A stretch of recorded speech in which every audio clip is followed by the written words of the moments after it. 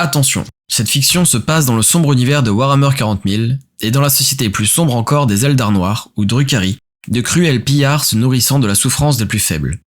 Il y est abordé de nombreux sujets sensibles tels que la violence physique et psychologique, la torture et autres actes sadiques. Cette œuvre s'adresse donc à un public averti et adulte.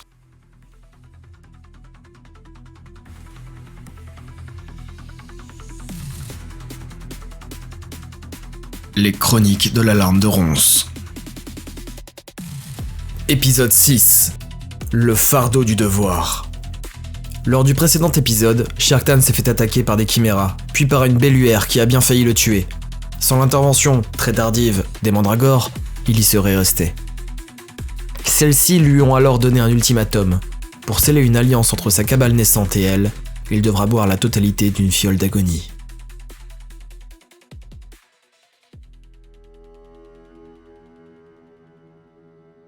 La silhouette de Hart était voûtée au-dessus de Sharktan, assis par terre.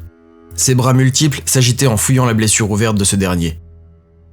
Il tira d'un coup sec, et Sharktan se raidit sous la douleur. « Ah !» hurla-t-il. « C'était nécessaire, ça !» siffla calmement Hart. Sharktan se tourna avec colère, tout en touchant son épaule, ses doigts parcoururent la plaie refermée. Il devait reconnaître qu'il avait fait du bon travail, bien qu'il ait rendu cela inutilement douloureux par pur plaisir. Le contraire aurait été surprenant. À vrai dire, les anesthésiques n'existaient même pas dans la société Drukhari. L'émoncule s'éloigna en emportant son petit nécessaire de chirurgie, sans attendre de remerciements. Il était surprenant que Sharktan ait survécu à autant de blessures. Une fois la peur, l'adrénaline et la puissance de la souffrance s'apaisant, la mortalité de son propre corps lui avait été rappelée brutalement.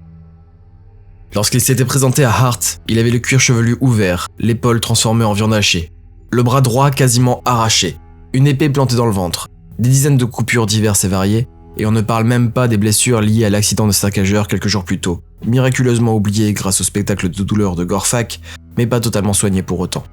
Un humain serait clairement mort, peut-être même un des faibles cousins Azuriani des vaisseaux mondes. Mais la soif des Drukhari était autant une malédiction qu'une source de puissance. Hart l'avait soigné avec une facilité qui aurait fait rêver beaucoup de chirurgiens des sous-races. Il avait pourtant peu de matériel, encore moins d'élixirs magiques que fabriquaient les émoncules, mais il savait coudre, vite et bien. Et avec quelques onguents et matériaux qu'il avait trouvés dans les trousses de secours dans le saccageur, il avait fait des miracles. Sharktan devait l'admettre. Pour autant, du repos était nécessaire à sa pleine guérison. Cela était-il compatible avec le défi des mandragores ? Ils étaient dans une pièce attenante à la grande pièce de départ, que Hart avait réquisitionnée comme laboratoire. Il avait commencé à s'emparer des lieux. Avec satisfaction, Sherkt avait constaté que ses troupes n'avaient pas chômé pendant son absence.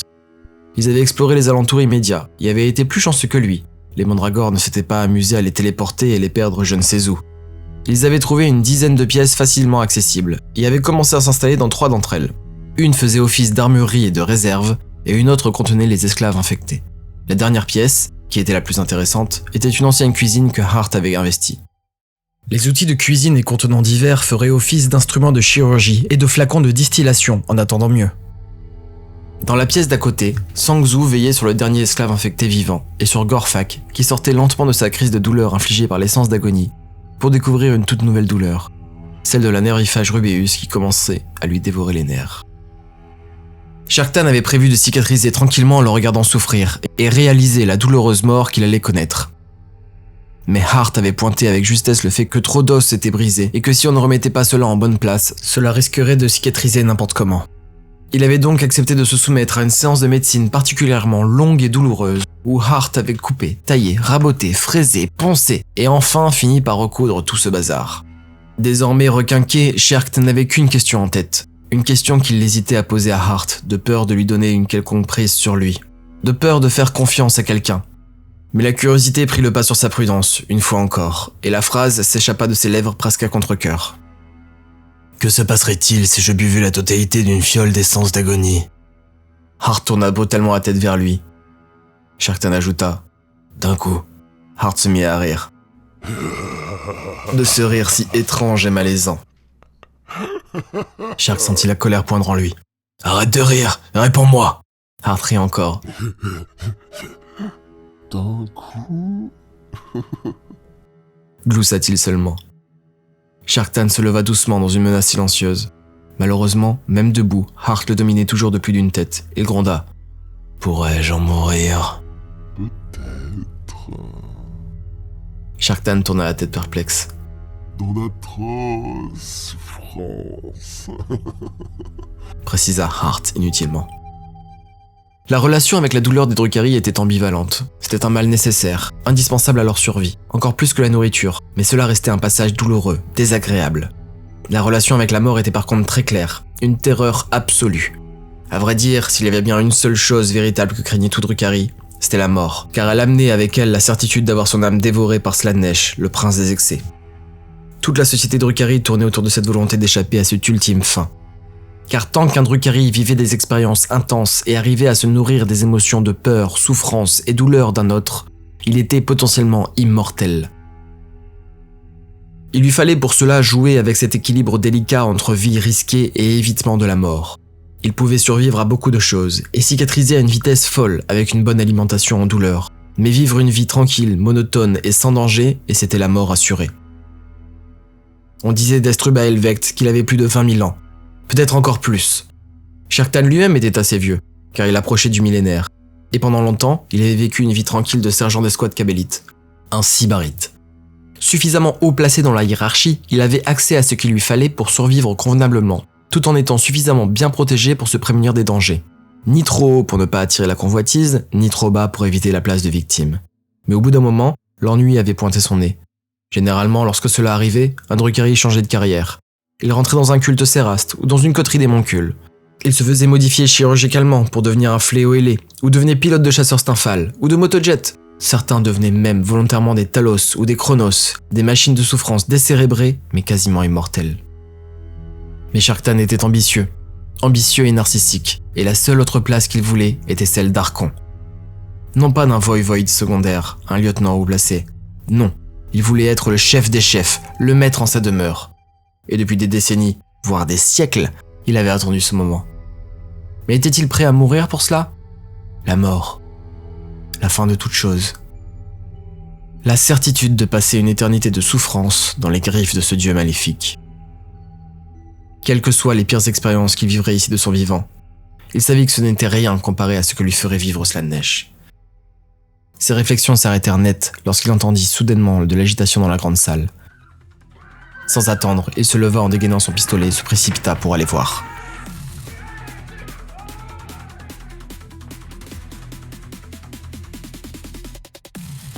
Il trouva Kaer Erut, le blaster en main, assisté par ses deux nouvelles recrues, Izra Kay et Mezranea. La luminosité avait brutalement chuté dans la pièce, et Sharktan comprit immédiatement pourquoi lorsqu'il tourna la tête dans la direction que pointaient les canons. Une mandragore. Et elle tenait un humanoïde à la peau bleue à genoux devant elle. Sa main était posée sur sa bouche pour l'empêcher de parler. Ce dernier regardait en tous sens, les yeux exorbités de terreur. Il semblait aussi terrifié que confus. Sans rien dire, elle le poussa légèrement, et l'extraterrestre tomba sur le ventre, puis dans un froissement d'air sombre, elle disparut, laissant le taux au sol, confus. Un autre froissement d'air, une autre mandragore, un autre captif. Cette fois, c'était un Drukhari allongé sur le dos. La mandragore était à genoux sur lui et l'écrasait. Il saignait beaucoup. Encore un froissement. Un autre Drukhari captif. Et encore un froissement d'air, alors que la précédente se téléportait. Mais immédiatement, une autre apparaît amenant cette fois un humain enchaîné, avec une sorte de code-barre sur le front. « Elle t'amène des captifs !» hurla Sharktan à ses camarades perplexes. « Saisissez-vous d'eux !»« Scratch, celui-là est à moi !» s'exclama Sang Zhu qui était sorti en courant de la salle des captifs avec des chaînes. Il fonça vers le taux au sol qui leva les mains en supplication. Par pure cruauté, il lui envoya un coup de pied en pleine tête avant de bondir dessus. Les autres réagirent aussi, et tous foncèrent vers les nouveaux venus. Certains d'entre eux tentèrent de se débattre ou de fuir, ce qui amusa les guerriers kabélites. Les mandragores continuaient d'apparaître dans des froissements d'air et d'amener des captifs. Sharktan commença même à se demander si elle n'allait pas en amener trop d'un coup. Il se mit lui aussi en chasse pour se saisir des prisonniers. Certains mandragores apparaissaient sans proie et se joignaient à la chasse aux récalcitrants. 2 monkeys, qui avaient dû être des soldats de la garde impériale, se défendaient assez bien, entre fuite et bagarre, mais leur façon de combattre en jetant leurs poings serrés vers le visage de leurs opposants était si risible. Les mandragores s'amusaient à apparaître derrière eux, pour les faire sursauter, ou juste les griffer, et à disparaître à nouveau. Toute la cabale s'était jointe à la chasse. Sang-Zu traînait le taux ligoté vers la cuisine et le laboratoire de Hart. Ce dernier le suivait en tenant un Drukhari et un humain dans chaque bras. Cosidrion, Kaereruit, Izrakei et Mezranea chassaient et récalcitrants ou attachés et captifs au sol. Soudain, un rugissement sauvage se fit entendre dans un angle, immédiatement suivi du rire des mandragores. Sharktan tourna la tête pour découvrir un humanoïde simiesque à la peau verte, un orque. Celui-ci observa la scène une seconde, puis afficha un large sourire dévoilant toutes ses dents tranchantes disproportionnées. Il fonça vers le saccageur en ruine au centre de la pièce. Perplexe, Sharktan dégaina son épée, sans allumer le champ énergétique, et avança vers lui. L'orque atteignit le vaisseau et attrapa un morceau de rambarde tordu. Il tira dessus, en poussant un grognement d'effort. Le métal, pourtant très résistant, se plia lentement, puis de plus en plus. De toute sa force colossale, il secoua la tige et finit par l'arracher, alors que Sharktan pressait le pas pour l'atteindre. Cette arme grotesque en main, il parut satisfait et se tourna vers Sharkt avec joie. Il semblait véritablement s'amuser, ce qui décontenança le nouvel archon qui s'arrêta. Hurla la bête en fonçant vers lui. Avec une vivacité assez déconcertante pour sa masse, il frappa dans la direction de Sharktan. Le coup était cependant si grossier et prévisible que ce dernier se pencha avec paresse, tandis que la bête était emportée par son coup. Se retrouvant soudainement juste derrière elle, Sharktan donna un coup de sa lame dans le creux du genou, sectionnant au passage 2 gros tendons. Mais là où n'importe quelle créature aurait ralenti sous le coup de la douleur ou du handicap causé, l'orque se servit de cette attaque pour situer précisément Sharktan, et pivota sur lui-même alors que son genou cessait de le soutenir. Il envoya de toute sa force un coup vers l'arrière, et le tube de métal heurta Sharktan avec violence, et l'envoya rouler quelques mètres derrière. Le souffle coupé, il releva la tête et regarda en direction de l'orque. Celui-ci avançait vers lui à cloche-pied, son autre jambe ne fonctionnant plus. Il avait la barre de métal bien haute et s'apprêtait à l'abattre sur lui. Sharktan roula sur lui-même pour éviter le coup. Celui-ci ne vint pas. Il regarda à nouveau dans la direction de l'orque et le vit cambrer en arrière, tout le corps tendu. Sa main lâcha la barre de métal qui tomba par terre. Il resta dans cette position un instant avant de s'écrouler lourdement sur le sol, dévoilant derrière lui Cosidrion qui portait son lourd canon éclateur pointé en direction du dos de l'orque. Sharktan se releva, vexé. « J'aurais pu me le faire sans aucun problème, » grommela-t-il. « Je n'en doute pas, » répondit Cosidrion en posant son canon sur l'épaule avec un grand sourire. « Cet enfoiré va croire que je lui dois quelque chose maintenant, pensa Sharktan. Il va falloir que je le garde à l'œil. » Alors qu'il se relevait, il fut surpris par la douleur qui parcourait son corps. Son épaule était toujours en piteux état, malgré les réparations de Hart. Et en plus de toutes ses précédentes blessures, il avait maintenant le coup de cet orque. Il avait dû lui briser des côtes. Ou plutôt réouvrir celle brisée par l'accident. Il soupira tout en détournant son regard de Cosidrion. Il fit le bilan. Tous les captifs étaient désormais ligotés au sol, ou inconscients. En comptant les 3 emportés par Hart et Sang-Zu, cela faisait un tau, un orque, 3 humains et 5 Drukhari. 10 au total. Rassemblez tous les Drukhari dans un coin. Je vais voir si certains sont dignes d'être recrutés. Pour les autres, amenez-les à Hart pour qu'il les infecte. Ses troupes hochèrent la tête et s'exécutèrent. Sharktan les observa faire quelque temps. Sa respiration était sifflante. Difficile. Il aurait aimé un peu de repos. Il semblerait que cela ne soit pas trop compatible avec le métier d'archon. Il tourna les talons et retourna voir Hart.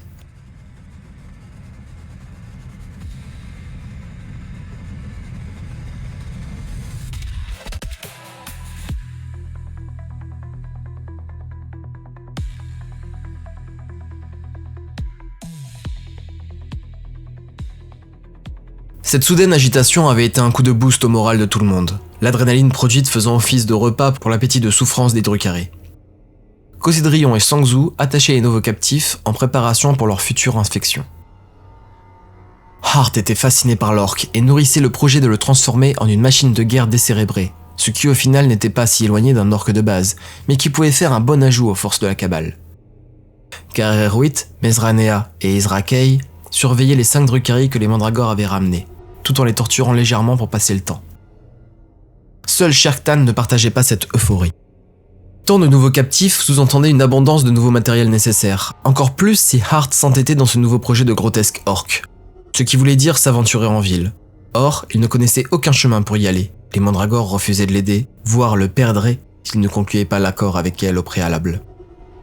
Ce qui voulait dire boire la fiole d'essence d'agonie en entier et en assumer ses funestes conséquences. Quant aux Drukhari capturés, ce pouvait sembler une bonne nouvelle, mais 5 nouvelles recrues que l'on ne connaissait pas, dans une cabale ne comprenant déjà que 6 personnes, dont 3 sont déjà d'anciens captifs, c'était une invitation à la mutinerie. Il avait déjà du mal à faire confiance à Kaeréruit, Sangzu ou Kozidrion, pourtant des frères de cabale qu'il connaissait depuis longtemps. Intégrer autant de nouveaux éléments juste avant de prendre une drogue qui allait peut-être le rendre inconscient pendant des jours, des semaines, voire des mois, c'était un projet terriblement dangereux. Mais là encore, il se savait dos au mur. S'il ne faisait rien, les mandragores allaient sûrement revenir avec encore plus de captifs. Combien pourrait-il encore en accueillir avant que sa cabale ne s'écroule de l'intérieur? Sans munitions, sans nourriture, sans ressources. Il avait donc le choix entre la mort par trahison, par assaut surprise d'étrangers, ou par surcharge de souffrance d'essence d'agonie. Finalement, vu comme cela, la dernière solution ne paraissait pas si mal. Il prit une grande inspiration. C'est qu'il lui arracha un frisson de douleur, et avança vers les 5 Drukhari. Ceux-ci étaient alignés contre le mur, les mains attachées dans le dos. Mesranea et Izrakei se tenaient debout, le fusil éclateur en main, pointé vers eux. Kaeréruit était à genoux, son couteau en main. Elle s'amusait à leur infliger de petites mais douloureuses coupures. Lorsque Sharktan approcha, les 3 guerriers kabbalites se raidirent un petit peu sous la tension. Son statut d'archon commençait à être respecté. « Oi, c'est toi Sharktan !» lui beugla le prisonnier du milieu alors que Sharktan se préparait à prendre la parole. « Ferme ta gueule, toi !» lui hurla Kaeréruit en lui envoyant un coup de pied en plein visage.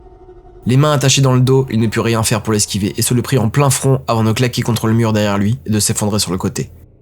Cher claqua des doigts et le désigna en regardant Izrakei et Mesranea. D'un mouvement du menton, il leur ordonna de le relever et de l'amener devant lui. Ils s'exécutèrent précipitamment. Ce Drukhari prisonnier portait les couleurs de la cabale de la langue venimeuse, l'ancienne cabale de Sharktan, la cabale de Dame Malice. Il ne le connaissait pas directement car c'était une cabale gigantesque, mais cela l'intriguait qu'il l'interpelle ainsi. Une fois debout devant lui, le nez brisé, il lui demanda « On se connaît ?» Celui-ci sourit.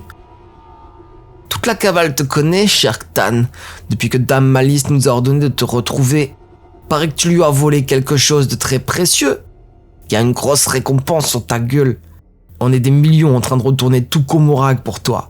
Et c'est moi qui t'ai retrouvé. » « Tu n'as rien retrouvé du tout. Ce sont mes mandragores qui t'ont emmené ici. » Te fais pas d'illusions, on trouvera bien vite ce petit trou à rats où tu te terres. Combien de temps tu penses te cacher aux yeux de la maîtresse des poisons, hein? Suffisamment longtemps pour égaler sa puissance. J'ai quelque chose qui va me rendre immensément riche ici, et qui va propulser ma cabale sur le premier plan. Ta cabale? Laisse-moi rire. Cyclodo dans une cave et t'appelles ça une cabale? Vous avez même pas de tenue ou de symbole. Non, sois raisonnable. Rends-lui ce que t'as volé. Rends tout, implore pour ton pardon, et peut-être qu'elle te tuera pas. Bon, des millénaires de souffrance par contre, fort probable. Qu'elle me cherche, moi je sais où la trouver. J'ai de quoi faire beaucoup d'argent, des soldats ambitieux et capables, une planque introuvable, des mandragores qui m'obéissent et me servent, et beaucoup de temps devant moi. Je n'ai aucune raison de me rendre. Bientôt Malice devra me parler d'égal à égal. L'autre éclata de rire. Mais quelle confiance en soi! C'est impressionnant. Si tu es si confiant, veux-tu que je ramène ce message à ma reine? Que je lui répète tes arrogantes paroles? Demanda-t-il en défi.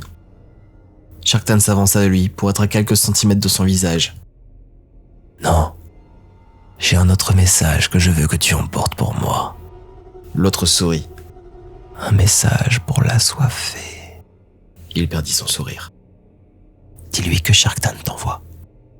Et il claqua des mains en faisant un geste pour que ses troupes le placent au sol, face contre terre, le visage vers les 4 autres captifs. Alors qu'il s'exécutait, celui-ci changea de ton. Non, attends, qu'est-ce que tu fais? Tu vas pas, arrête, ça vaut pas le coup, je t'en fie, arrête, fais pas ça. Une fois allongé, Sharktan s'assit sur son dos et sortit son long poignard. Il attrapa les cheveux du captif pour lui relever la tête vers l'arrière et exposer sa gorge.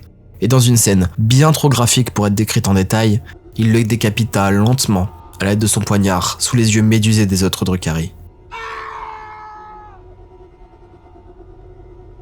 Comme expliqué plus tôt, les Eldari sont maudits. Et toutes leurs âmes sont convoitées par Slaanesh, le prince des excès, l'assoiffé, le 4e dieu du chaos. Lorsqu'ils expirent, ils sont immédiatement captés dans l'océan des âmes par cette entité qui les torture et les dévore pour l'éternité. Voilà pourquoi jamais un Drukhari n'implorera pour la mort afin d'écourter sa douleur, quelle que soit la violence des souffrances qu'il subit. Contrairement aux autres races, tous les sorts, même les plus terribles, sont préférables à la mort. Tuer un Drukhari était donc un acte particulièrement terrible, particulièrement marquant aux yeux des autres Drukhari, et ce autour de quoi tournait toute la société. Son acte barbare effectué, Sharktan jeta la tête pour qu'elle roule entre les autres captifs. Ils étaient comme galvanisés par ce spectacle intense qu'ils avaient observé de si près. La menace latente les terrorisait bien entendu. Mais cette agonie et cette terreur sans nom qu'ils avaient pu lire dans le regard de ce dernier alors qu'ils se rendaient compte qu'il ne survivrait pas à cette blessure et que pour lui c'était la fin, game over, il allait connaître les souffrances éternelles du Warp. Ce spectacle les avait électrisés. Sharktan et ses 3 Kabélites tout autant. Il se releva, lentement, profitant de l'ivresse de la violence. Il rangea soigneusement son couteau après l'avoir essuyé, puis s'adressa aux 3 autres. Bon, pour vous, vous avez plusieurs choix. Premièrement, le même sort que lui. Il lança son pied vers le corps décapité. Deuxièmement, on vous infecte avec la plante qu'on a effectivement volée à cette conne de malice. Une plante qui vous dévore les nerfs de l'intérieur, lentement, mais sûrement, jusqu'à atteindre votre cerveau et vous tuer. Puis on récolte et on distille cette plante pour faire une essence de vos douleurs qu'on vendra une fortune. Il prit son temps avant d'annoncer la 3e solution, laissant flotter l'idée que c'était peut-être leurs 2 seuls choix. Lorsqu'il vit la terreur remplacer tous les restes de plaisir dans leurs yeux, il continua.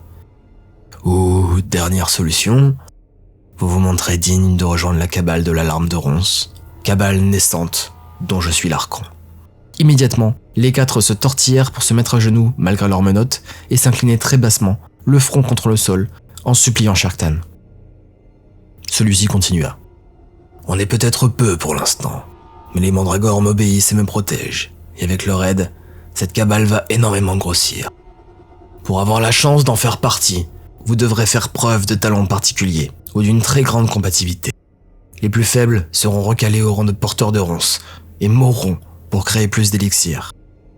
Il se tourna vers Kaeruit et Izrakay. Vous deux, vous allez vous charger d'organiser des épreuves de sélection. Soyez particulièrement exigeants. Je ne veux que les meilleurs des meilleurs dans ma cabale. Les 2 soldats hochèrent la tête avec un grand sourire cruel. Ils avaient l'air particulièrement emballés par le projet. Mais Ranea retourne à la réparation du saccageur. Il va y avoir d'autres livraisons de mandragore ? Demanda-t-elle. Cela mit Sharktan dans l'inconfort, mais il tenta de le masquer. Réussit-il à dissimuler ses émotions à la maligne Mezra ? C'était dur à déterminer. C'est possible. Tenez-vous prêts.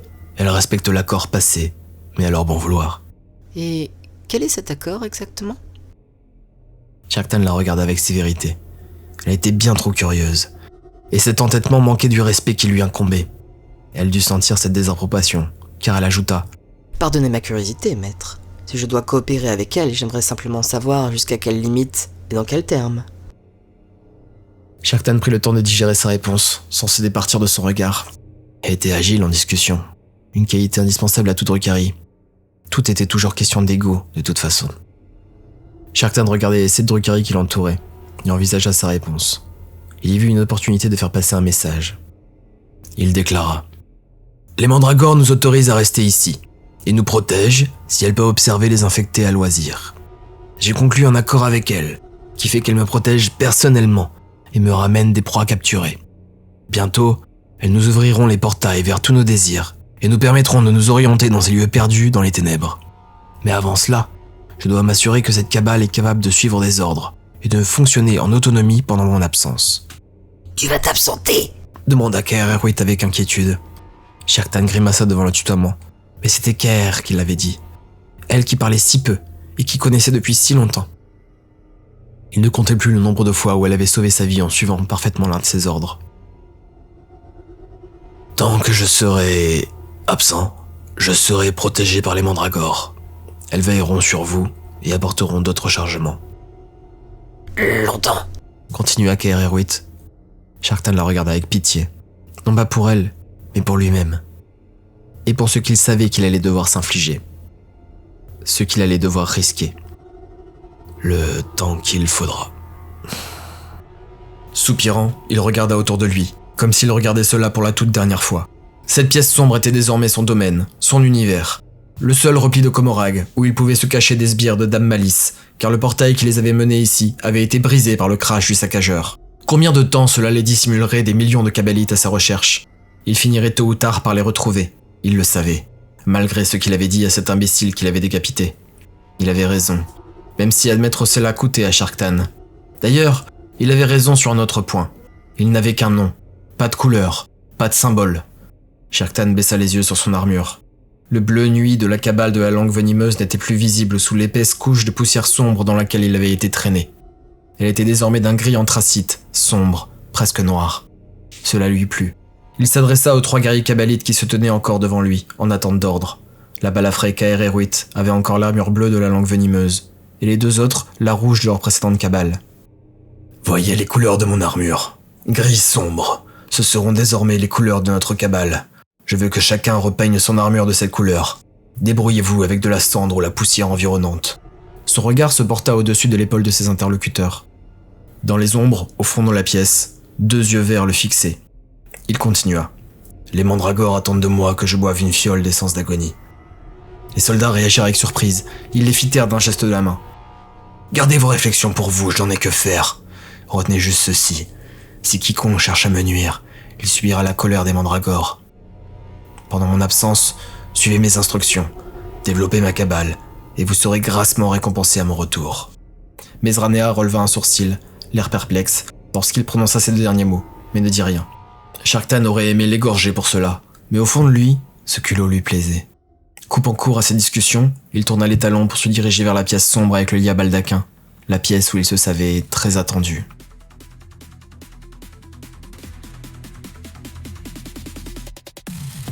C'était le 6e épisode des Chroniques de l'Alarme de Ronce. Je suis malheureusement limité dans mon temps libre pour avancer suffisamment vite, mais je vais garder le rythme d'un épisode par mois au minimum, sûrement publié le premier samedi de chaque mois. Pour ne pas les rater, vous savez comment faire. Abonnez-vous, commentez et surtout parlez-en autour de vous. À bientôt pour de nouvelles aventures.